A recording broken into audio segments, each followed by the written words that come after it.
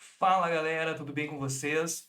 Eu sou o Ricardo Fredes, sou Tech Lead aqui no Me Salva e aqui nesse canal a gente está sempre compartilhando aí coisas do nosso dia a dia, algumas dicas e até mesmo as tecnologias que a gente está testando e o que a gente está vivendo nesse momento.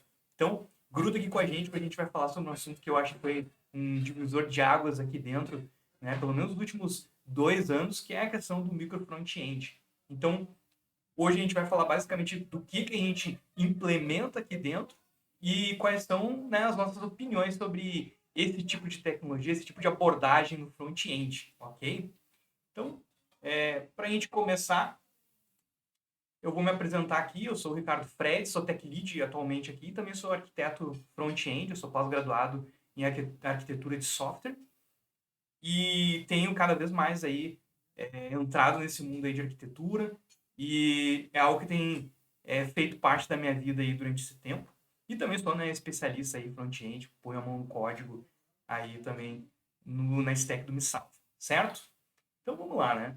Quando a gente começa a falar, né, do micro front-end, a gente tem que pensar que isso vem de uma linha, né, de pensamento, vem de uma linha aí de coisas, né, de tendências que as aplicações como um todo têm vivido. Então, quando a gente pensa em micro, a gente começa a ver na história que, né, inicialmente as aplicações, em geral, pelo menos as aplicações mais simples, assim, iniciais, começam a partir de um monolito, onde tanto o back-end como o front-end eles convivem juntos em uma mesma aplicação. E isso, obviamente, né, é muito mais fácil de lidar. Acho que quando o time ele é pequeno, começar com um monolito parece ser a escolha mais correta, na maioria das vezes. E a partir do momento, né, que a necessidade começa a surgir de separar, eu acho que é um momento de outra fase. Então eu vejo que tem algumas vantagens aí de começar com um monolito. Foi assim também no Misalva, né? O Misalva também começou como um monolito. Na época lá era PHP, né, em cima do Laravel, que é um framework. E a partir do momento assim que a empresa foi evoluindo, as necessidades, né, da empresa foram evoluindo, surgiu-se, né, essa necessidade de começar a separar o front do back. Isso normalmente é o que acaba acontecendo, né? Então a gente expulsa aqui a camada de UI e põe aqui então uma camada né, de uma API no back-end, então. E o time, como um todo, às vezes também se separa. Então, parte do time fica mais focado no front-end e parte do time fica focado mais no back-end. Uma separação aí bem comum. Quando a gente pensa, então, no back-end, já tem uma coisa um pouquinho mais comum, que é, de fato, trabalhar com serviços, né, menores, né, que, de preferência, idealmente, eles sejam isolados, ou seja, a gente não vai pegar aquele monolito e só espalhar ele. Esses serviços eles vão funcionar de maneira isolada e vai ter um tipo de comunicação assíncrona e tudo mais. Não vou entrar aqui no detalhe, né, do que é um microserviço, mas fique sabendo então que a gente vai ter aqui uma camada no meio que vai fazer essa conexão entre a parte de UI, que seria a parte front-end, e dos microserviços, que normalmente é um gateway. Então, aqui pode ou não vir acompanhado também de um BFF, que é um back-end para front, mas não tem necessidade disso. Normalmente o que se faz aqui as requisições são interceptadas em uma camada, e essa camada então aí vai fazer as chamadas para os devidos serviços, vai fazer os apontamentos. Então, quando a gente pensa nesse tempo, bem costurando essa linha do tempo, onde a gente começa a ver como esse pensamento micro ele foi se popularizando e foi se espalhando, isso também acaba encontrando o front-end. Note que aqui eu não estou preocupado com o back-end, se esse back-end também usa microserviços ou não. Aqui eu só tenho que saber que tem uma camada aqui intermediária que vai fazer essa comunicação com o meu back-end ou os meus microserviços, e essa camada aqui ela, né, será responsável por fazer aí a integração entre os vários front-ends, né, pequenos front-ends que eu vou ter aqui. A gente vai, né, obviamente, conversar um pouquinho mais no detalhe sobre como que a gente pode fazer esses micro front-ends. A gente vai ver que não é nenhum bicho de sete cabeças, né? Dependendo, claro, né, da forma como você for aplicar, sempre tem como deixar a coisa mais complexa do que precisa, né? Mas não é isso que a gente procura fazer aqui. Então, vamos adiante, né? Então, quando a gente pensa em micro front-end, o que vem a ser micro front-end, né? aplicação, né, grande que é feita, né, de pequenas outras aplicações que elas trabalham de forma independentes. Elas podem ter aí stacks diferentes, então a gente pode trabalhar com WordPress, a gente pode trabalhar daqui a pouco com um pedaço que vai ser em Vue, um pedaço que vai ser em React.js, Angular. Então dá para fazer aí uma mistura. E eu até trouxe essa imagem aqui, né, porque quando a gente pensa nessa mistura aí, dá para pensar na confusão que isso pode gerar, né? Então, visualmente, a gente pode acabar tentando encaixar peças ali que para o usuário não vão fazer muito sentido.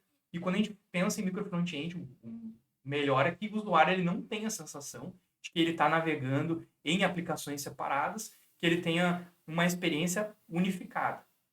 Então, a gente vai também abordar como que a gente faz isso no MiSalva hoje em dia, ok? Existem, então, algumas formas de a gente fazer, eu trouxe aqui alguns tipos. Existem vários outros tipos, né? Eu trouxe aqui os principais. O importante é saber que não tem uma única forma de aplicar, dá para fazer isso de N formas, e a gente aplica algumas aqui no MiSalva, como, por exemplo, né, a gente trabalha com iframes, pode trabalhar também com links, né, aplicações separadas, a gente pode trabalhar com proxy. Essas três primeiras aqui a gente usa, ou já usou, pelo menos no MiSalva. Então, eu vou trazer aqui uns exemplos mais detalhados. Mas existem outras formas, algumas, né, mais recentes, como, por exemplo, a questão do Web Components. E eu posso também, né, ter uma aplicação que é do lado do servidor, né, Server Side Render, que vai fazer esse apontamento para mim e vai, daqui a pouco, trazer uma que é em Vue, uma que é em React, Angular. Então, aí fica a cargo do servidor trazer isso para mim. Tá? Então, eu não preciso trabalhar só com SPAs, né, que é Single Page Application, posso trabalhar também com essa ideia. No caso do iframe aqui, eu não me lembro agora alguma empresa que trabalhe com isso, mas eu sei que existem, né?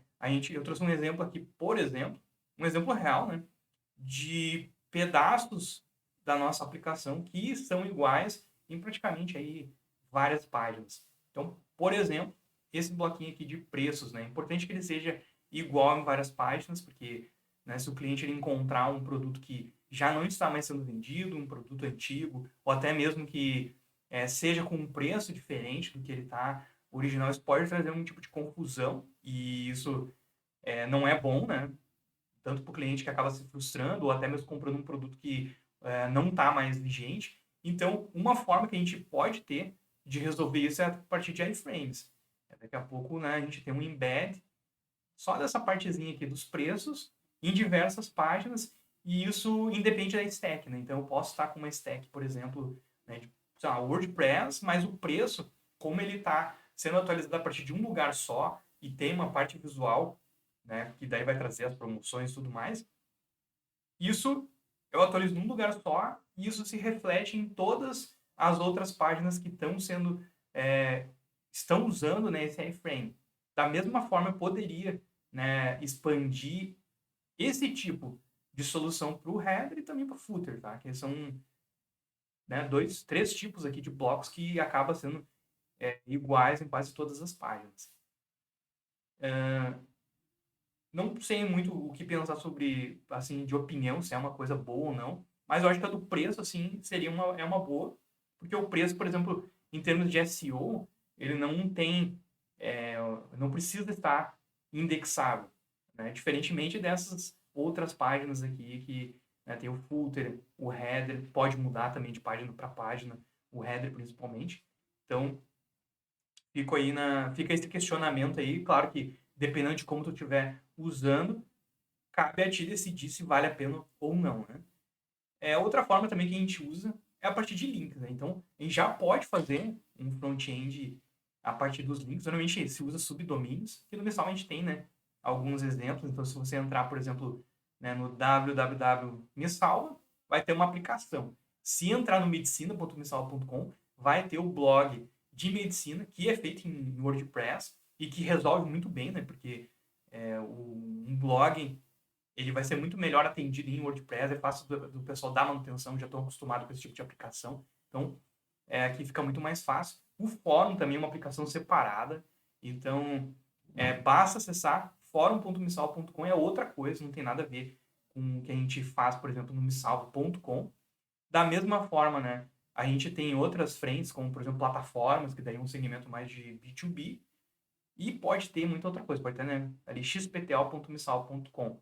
Então, essa é uma forma simples e fácil, né, de fazer isso. Aqui, né, a gente não vai ter, por exemplo, uma, uma UI tão parecida, né? Então, a gente vai ter coisas diferentes e para a proposta que está sendo feita, até é ok ser assim. Por exemplo, no caso do medicina, é uma escolha até mesmo que o medicina seja diferente do resto para trazer exatamente essa comunicação diferenciada que né, a medicina tem e por aí vai. Uma outra forma que a gente faz aqui, que daí é que eu gosto mais, é o que a gente tem adotado em boa parte das nossas aplicações, que é o proxy. O proxy, ele tá nem aí, né, para onde a aplicação tá. A aplicação pode estar num subdomínio, pode estar num domínio lá da AWS, Heroku, Vercel, não interessa muito, porque para o usuário ele sempre estará acessando o domínio domisalvo.com, né, o www, e aí a gente faz alguns, né, tipos de roteamentos. Dá para fazer também uma salada, né, de fruta aqui, dá para, por exemplo, apontar somente, né, misalva.com/gabarito para um lado, misalva.com/planos para outro. Dá para fazer esse tipo de coisa. Não aconselho, porque vai ficar muito mais difícil de fazer a manutenção de tudo.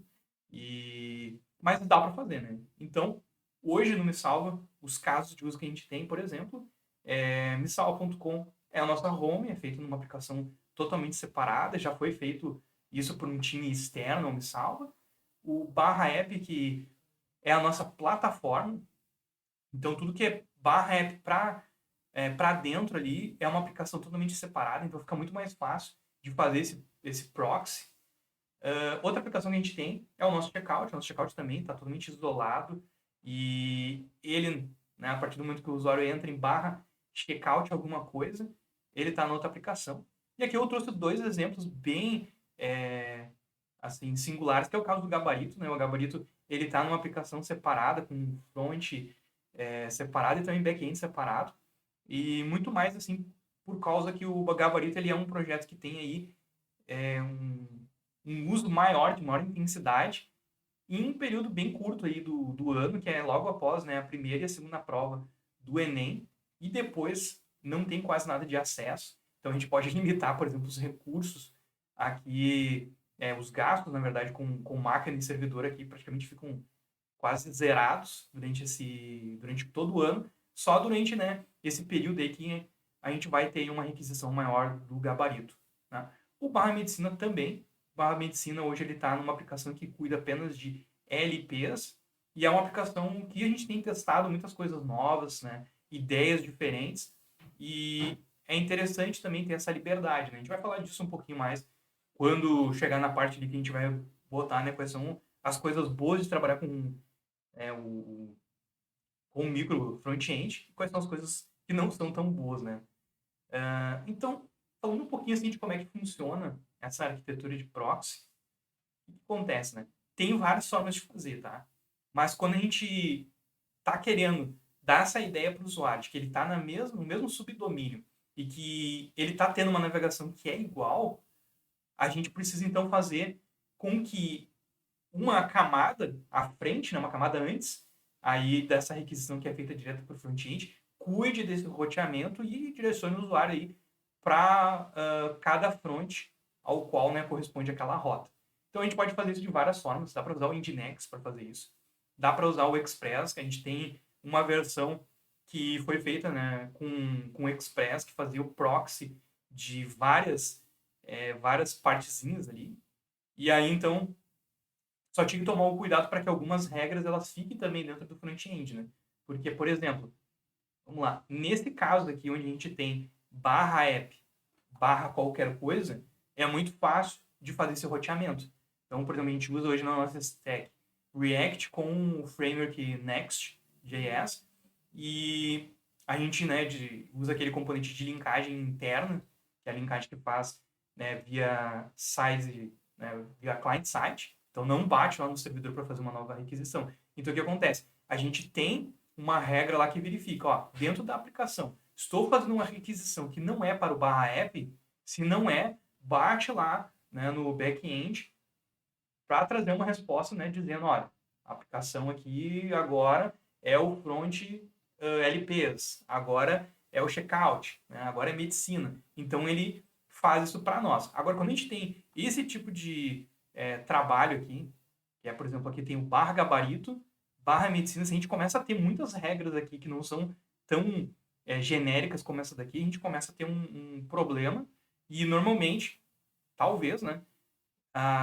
algumas regras precisam ser conhecidas, né, por exemplo, barra medicina, barra qualquer coisa. Então é importante ter esse cuidado aí, que eu acho que é uma coisa que pode confundir um pouco aí quando a gente estiver definindo essas regras.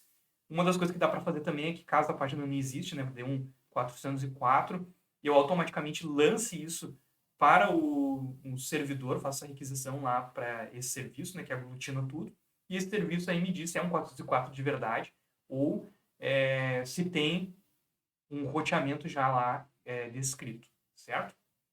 Então a gente fez um roteamento esse com o Express, foi o primeiro roteamento que a gente fez, e hoje ele é um roteamento mais de fallback, porque recentemente a gente conheceu esse serviço aqui da AWS, que é o CloudFront, que facilita muito. Inclusive, tem um vídeo só falando sobre esse tipo, né, de configuração que eu vou botar aqui na descrição do canal.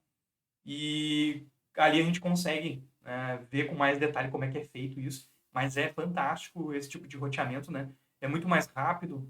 A AWS cuida disso de uma maneira muito mais performática, inclusive. Certo? Quais são, então, os problemas que eu estou resolvendo com o micro frontend, tá? O primeiro deles, eu vou falar aqui que é de código legado, né? Eu já trabalhei, por exemplo, em uma outra empresa onde estava sendo feito o estrangulamento de uma tecnologia e, ao mesmo tempo, no mesmo projeto ali, estava convivendo uma nova parte do código. Só que acaba ficando uma bagunça e fica difícil, às vezes, de dar manutenção, difícil de rodar, às vezes, até mesmo o projeto pode ficar um pouco mais lento. E é difícil, assim, tu conviver com um código que está legado e uma parte, né, do código que é um novo, que está todo mundo trabalhando ali.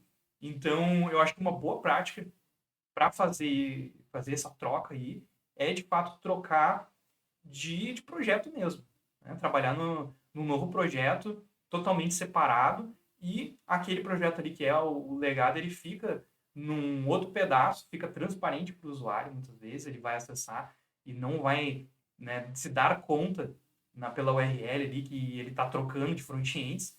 Então é um jeito bem legal de fazer. Testar novas tecnologias e testar novos padrões. Acho que isso aqui é o mais legal de tudo, né?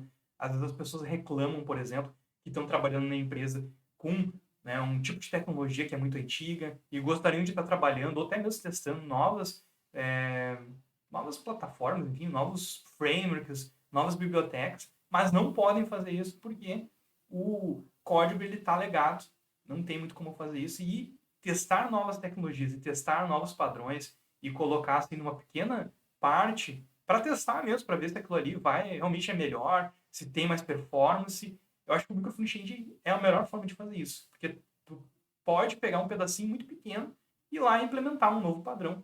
A gente mesmo trocou, por exemplo, o nosso checkout no passado, e ele era feito num outro padrão de arquitetura, mesmo sendo front-end React, as coisas eram feitas diferentes, e a gente pôde testar uma nova ideia, uma nova forma de fazer, e totalmente isolado, né? Então, para trocar esse serviço de um para o outro, é basicamente fazer um apontamento no proxy mesmo, dizendo, olha, a partir de agora não consome daqui, consome dali. É simples assim. Né? Então, foi uma troca aí que a gente fez. Crescer de forma mais saudável. E aqui vem mais para essa parte mesmo, né, de tamanho que tem a aplicação. Se é uma aplicação pequena, eu acho que nem faz sentido falar muito em micro front-end. É uma aplicação assim que é fácil, tem um pequeno grupo de pessoas trabalhando, então é muito fácil de dar manutenção. Agora, a partir do momento que isso vai escalando, vai crescendo, a necessidade, né, de daqui a pouco dividir aquele código, ela começa a ser interessante. Então, a gente consegue, inclusive, né, crescer a ponto de ter times separados, por exemplo, que cuidam só, por exemplo, vou dar o exemplo do checkout, né? Um time que cuida somente do checkout, um time que cuida somente da parte da plataforma, um time que cuida, por exemplo, só da parte de correção de redação no Missalva. A gente pode ter, então, né, contextos e front-ends separados.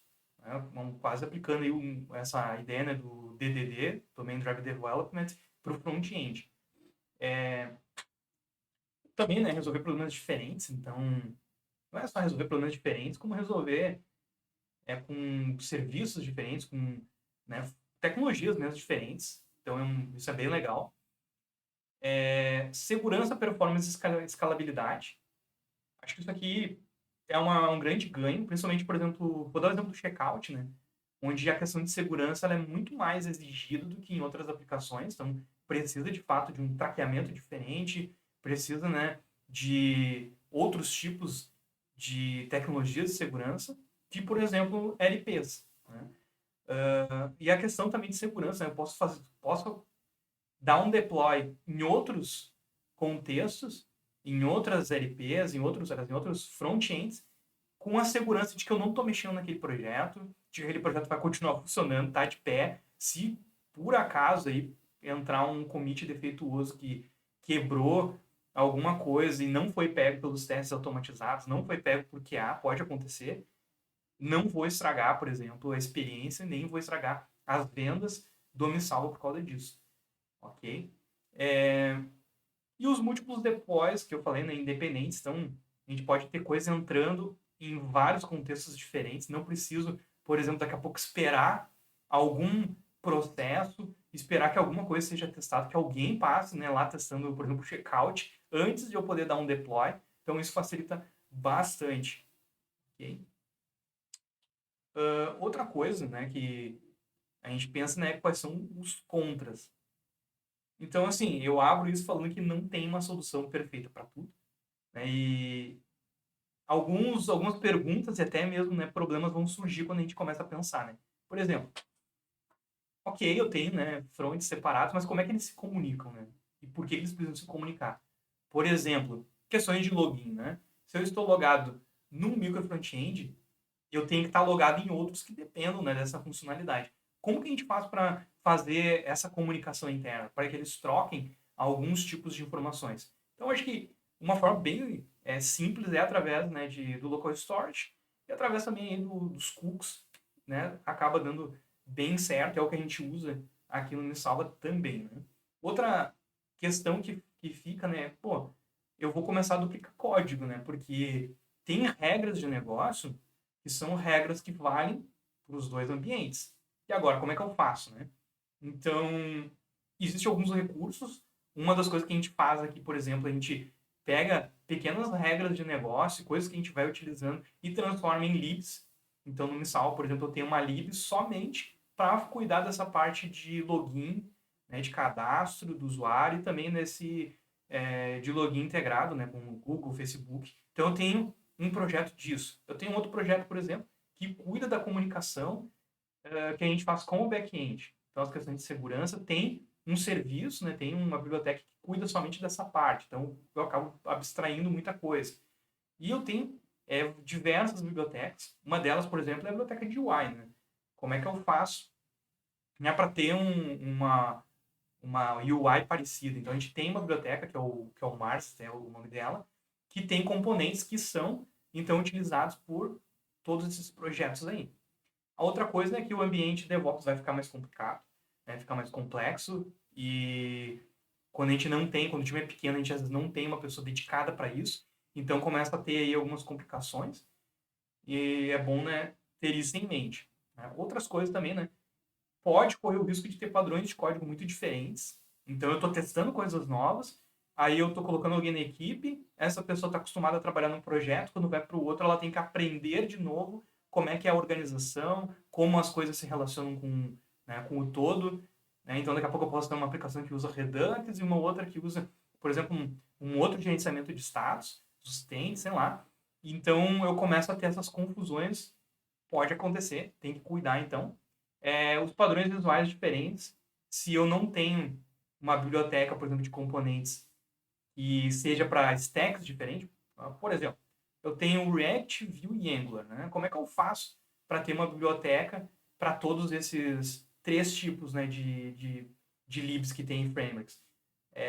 Começa a ter que reescrever código, então eu tenho que pensar muito bem nisso. Ou daqui a pouco, né, eu vou ter uma biblioteca de UI que vai só exportar componentes em CSS e HTML, e daqui a pouco eu vou trabalhar com Web Components. Então, são algumas coisas que começam a surgir e que a gente tem que pensar antes de sair colocando aí micro front-end para rodar, né? Questão de atualizar a dependência, né? Eu acabei falando que a gente tem várias bibliotecas. E se muda a regra de uma biblioteca, como é que eu faço, né? E se atualiza lá o nosso Mars, que é o nosso design system. Cara, tem que sair atualizando em tudo que é lugar, em todos os projetos aí, para que eles tenham a última versão. Daqui a pouco subir um fix, alguma coisa, tem que sair, então, atualizando isso. E uma outra coisa também que é importante é o traqueamento, né? Então, eu tenho que ter muito bem organizado, muito bem traqueado, para que eu saiba aonde, né, por exemplo, está dando algum tipo de problema, né, eu consiga me antecipar, enfim. Então, tem algumas coisas aí que precisa estar na lista aí de checklist antes de sair fazendo, ok? E agora aqui, né, fica essa opinião final. Afinal de contas, né, é bom ou é ruim? Eu acho que a gente sempre gosta de trabalhar assim numa opinião mais preto no branco. A resposta é que normalmente é que não existe um preto no branco sempre, às vezes tem uma área meio cinzenta ali. Então, a ideia que fica é o seguinte: os micro frontends, eles realmente vão te dar uma maior flexibilidade. No entanto, para aplicações assim que são de maior porte, daqui a pouco tem mais times que vão trabalhar nisso, então a gente consegue dividir melhor essas fronteiras entre o front-end, consegue testar coisas novas. E não, às vezes não é o caso, por exemplo, né, de projetos que são pequenos, projetos que são daqui a pouco gerenciados por um grupo pequeno de pessoas. Então vai acabar trazendo normalmente sim uma complexidade muito maior e até mesmo desnecessária. Então a nossa opinião é depende. Então vê aí no teu contexto para ver se faz sentido começar algo assim. E se for começar, lembra, né? Começa com uma parte pequena, vai testando, né? Antes de escalar aí para tudo. É uma dica aí importante. Bom, gente, eu vou ficando por aqui, né? Agradeço aí vocês que ficaram até o final. E se tiver alguma dúvida, algo aí para compartilhar, se está usando o micro front-end, está fazendo diferente, coloca aqui nos comentários, eu vou gostar de saber e também aí de responder. Né? Esse assunto aqui certamente não foi esgotado por esse vídeo, tem muitas outras formas de abordar, muita gente aí compartilhando coisa legal, uma experiência diferente. Então, eu gostaria muito de saber aí o que você tem feito e quais são as ideias aí que têm surgido aí de tecnologia, certo? Aquele abraço aí. Tchau, tchau, então.